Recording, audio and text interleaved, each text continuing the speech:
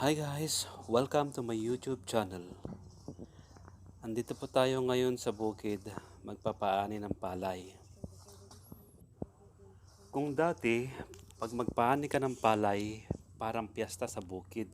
Sa dami ng tao, makikipag-unahan sa pag-harvest ng palay. Parang piyesta. Nagkalat ang mga tao, mga tracer, mga karyador. Nang dahil sa bagong teknolohiyang gamit, ang bukid ay naging malungkot. Wala nang maraming tao. Nang dahil sa teknolohiyang ito, maraming nawalan ng trabaho. Teknolohiyang umagaw sa hanap buhay ng karamihan.